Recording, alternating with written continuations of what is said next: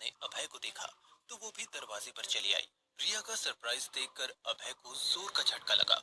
वो कुछ समय के लिए बस रिया को चुपचाप देखता रहा, जिससे रिया को थोड़ा अनकंफर्टेबल लगने लगा।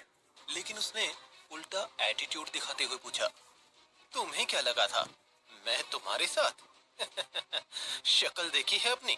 पर रिया, मैं तो तुमसे बहुत प्यार करता हूँ।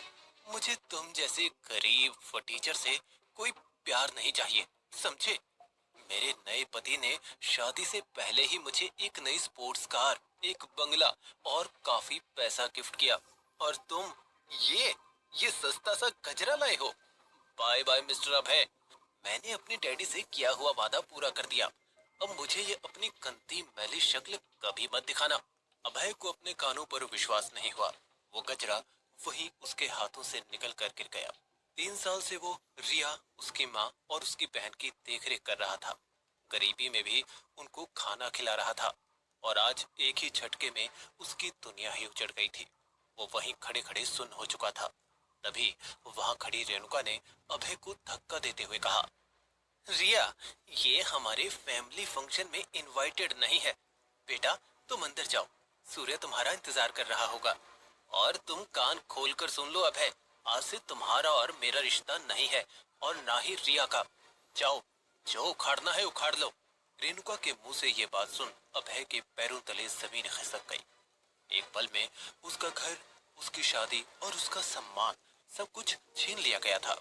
उसका सर भारी होने लगा था।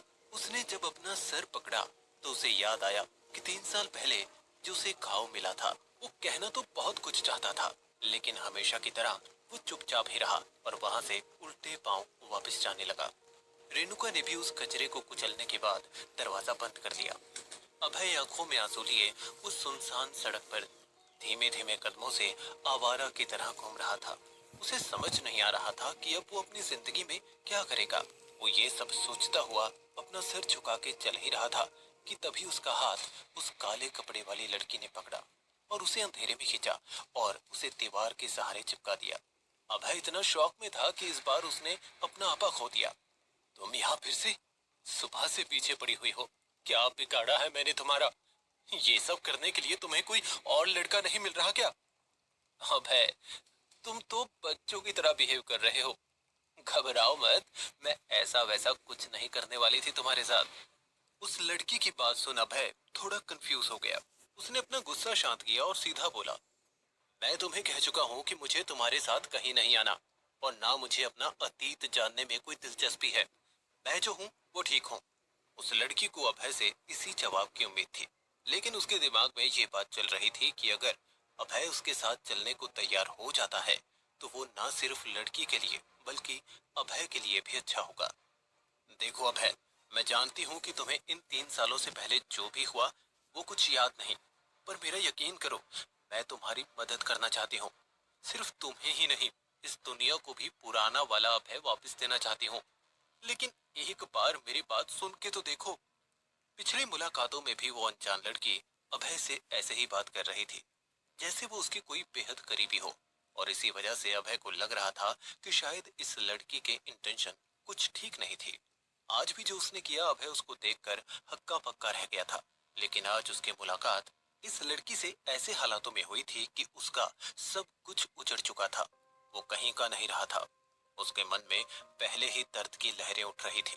ऊपर से लड़की की बातों से भी उसका सर चकराने लगा और वो उस पर फट पड़ा। ये क्या बकवास लगा रखी है?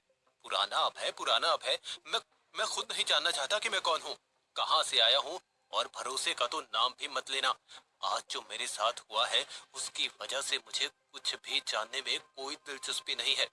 मेरी पूरी जिंदगी एक झटके में खत्म हो गई।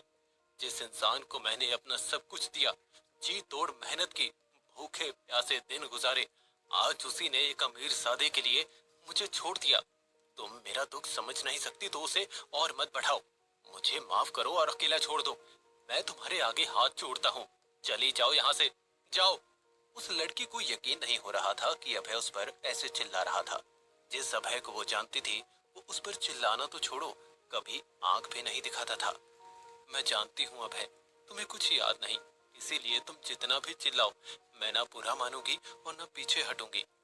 उस लड़की लड़की ने मन ही मन सोचा और फिर अभय को एक लाचारी भरी मुस्कुराहट दी और कहा, मैं जानती हूँ आज जो भी तुम्हारे साथ हुआ उससे तुम टूट चुके हो अभय, लेकिन मेरी बात याद रखना, आगे चलकर तुम इसी दिन का बहुत बड़ा शुक्रिया अदा करोगे, क्योंकि मैं तुम्हारी किस्मत बदल सकती हूँ।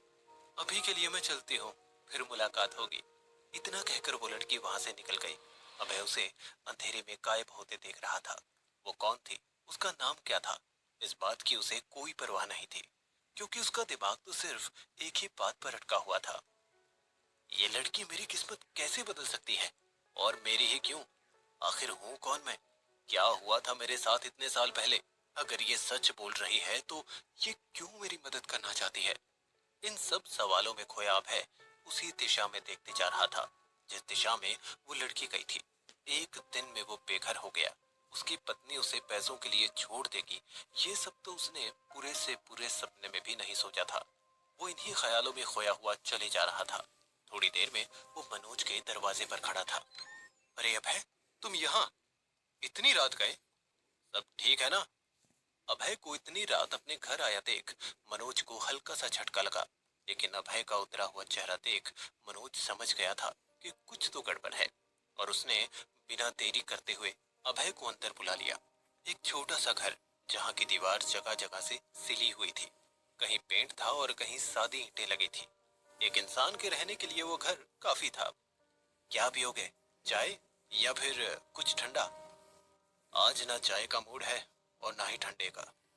मनोज समझ गया था कि अभय का इशारा किस तरफ था। वो झट से उठा और दरवाजे पर टंगे एक झोले की तरफ गया। जब वो वापस आया तो उसके हाथ में एक बोतल और कुछ गिलास थे। अभी एक एक जाम हुआ ही था कि अभय ने लगातार बिना रुके 4-5 पैग और लगा लिए। मनोज ये देख और घबरा गया। अब उससे रुका ना गया। अभय, सब ठीक है ना? मैंने आज तक तुम्हें इस तरह से पीते नहीं देखा। आज तक इतना बड़ा धोखा भी तो नहीं मिला। तुझे पता है मेरे साथ क्या किया रिया और उसकी माँ ने? अभय ने एक झटके में सारी बात मनोज को बता दी। उसके साथ हुए इतने बड़े धोखे के बारे में सुन मनोज को जितना भी सुरूर हुआ था सारा उतर गया। मैंने कहा था ना कि वो घर उस बुढ़िया के नाम मत कर, लेकिन तू उस रिया के प्यार में अंधा था।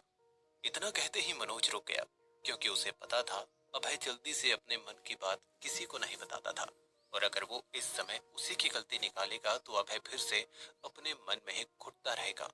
जब उसने अभय की शक्ल की तरफ देखा तो वो भी थोड़ा असहज हो गया, क्योंकि वो मनोज की मेज पर रखे दवाइयों के भंडार को ताक रहा था। ये देख मनोज ने भी 4-5 पैक मारे। मेरे 9 साल के बेटे की दवाइयां हैं, उसकी हेल्थ बहुत क्रिटिकल हो गई है, तो मैं सारा दिन काम करता हूँ